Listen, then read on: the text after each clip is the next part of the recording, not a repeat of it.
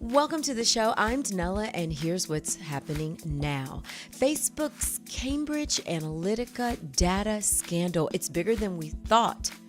We'll talk details in just a moment. Google, well, their employees are saying they don't want to be in the business of war. Of course, political pop is on deck. And in this week's In Our World, we're talking about a nightmare bacteria. Yeah, it's not my word for it. That's what they're actually calling it. We'll talk details in just a moment. But first, this week marked the 50th anniversary of the assassination of Dr. Martin Luther King Jr. And as we reflect on his life and his dream, many wonder, where are we today? Well, an interesting study came out this week, and it was specifically on our school system. And here are the findings. They say that Black students, boys, and students with disabilities are a minority in K through 12 schools across the U.S., but are disciplined more than anyone else. This according to a new Government Accountability Office study. Here's what else they say. Black students made up 15.5% of the populations in the schools that were studied, but represented 39% of students being suspended. They say that students with disabilities, they made up 12% of public school students and accounted for nearly 25% of students referred to law enforcement for discipline. And in schools with poverty levels being between 0 and 25%, Black students are still overrepresented in out-of-school suspensions by 12.2%. And let's talk about boys. Boys represent 27% of students who've received corporal punishment as discipline. It's clear this study shows that we still have a long way to go. Let's get into political pop. Here is your political pop for Friday, April 6th. Tit for tat tariffs. Let's talk about how they will affect you. There's lots of posturing going on. Many are saying that we're not actually in a trade war, but just a lot of slapping. It's like a slap box happening. Okay, so we know that we hit the world with steel and aluminum tariffs. Then China hit us with tariffs. Then we hit China back with tariffs. And then China hit us back with tariffs. And so it continues. So here's where we are now. Well, according to Mark Zandi, he is the chief economist at Moody's Analytics, and he says that this tit-for-tat tariffs between the U.S. and China can cost 190,000 American jobs. He also says that we can expect a higher price tag on some of our favorite items like TVs, computers, and home appliances. So even though the products that are on Trump's current list of tariffs, that list can change.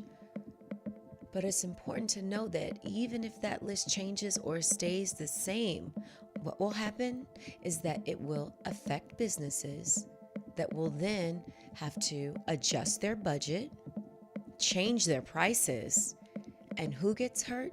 The average American worker.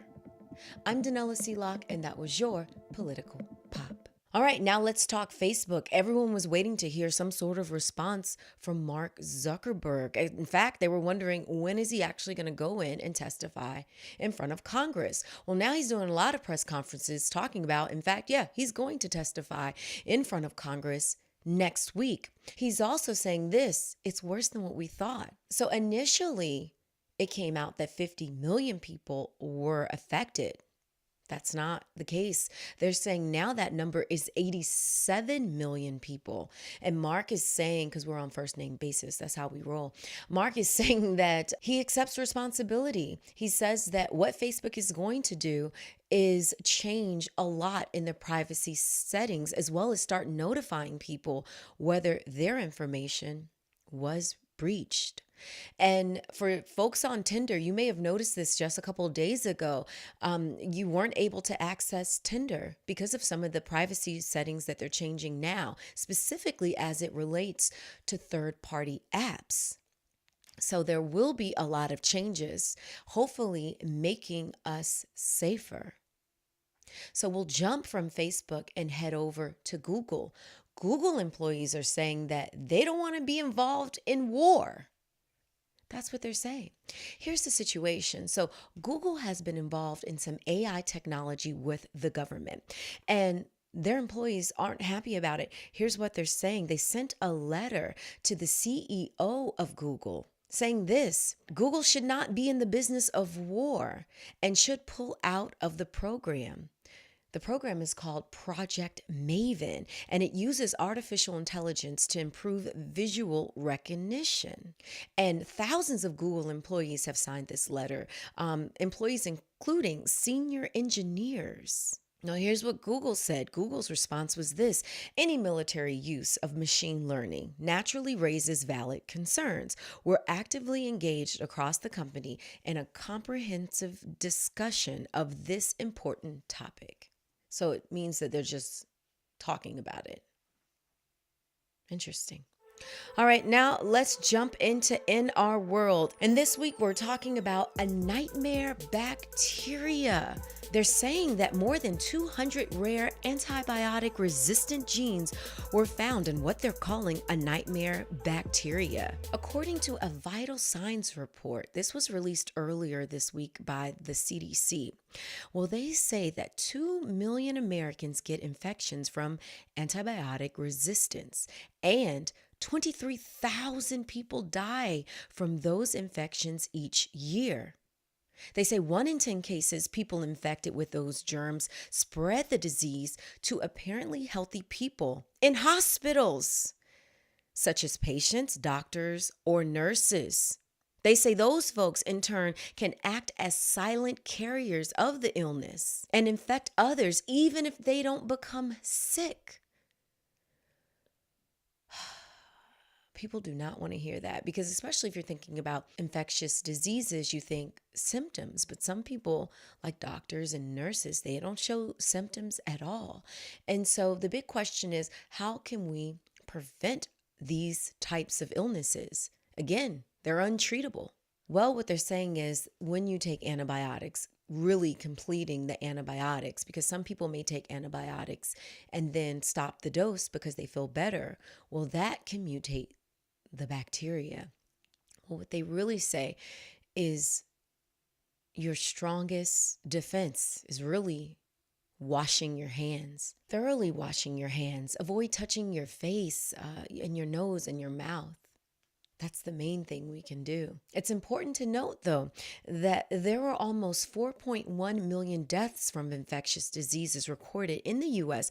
between 1980 and 2014. However, overall, the death rate from infectious diseases dropped 18.7% over those 34 years. Now, even though there's a decrease in death, according to the Journal of American Medical Association, they say that overall chances of dying from an infectious disease are decreasing in the U.S. However, that probability can vary greatly from county to county.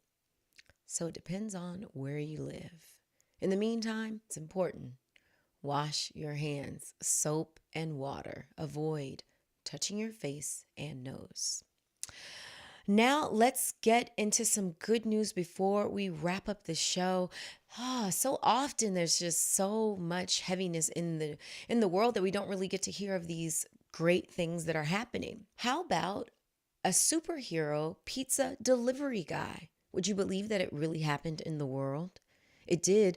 A pizza delivery man's customer service was on fire.